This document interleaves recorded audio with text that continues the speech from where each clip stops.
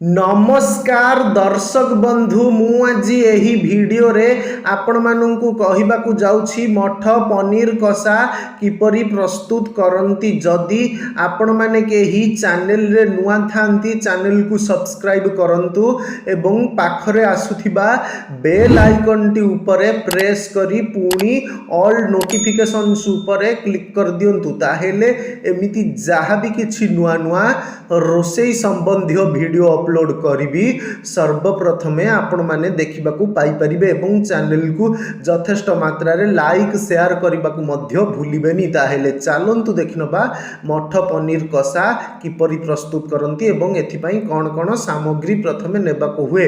आवश्यक सामग्री पनीर 250 ग्राम, नडिया कोरा 2 टेबुल चामच, पोस्तक 1 चामच, अदा खंडे, जीरा गुंड 1 चामच, गरम मसला 1 चामच, लंका गुंड 1 चामच, कस्तूरी मेथी 1 चामच, आलू 4टा, टमाटो 4टा, मटर मंजी 2 कप, धनिया गुंड 1 चामच, तेल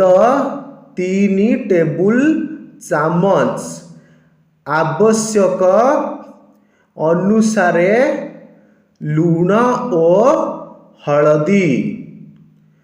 प्रस्तुति प्रणाली पनीर को छोट छोट करी काटी रखंतु।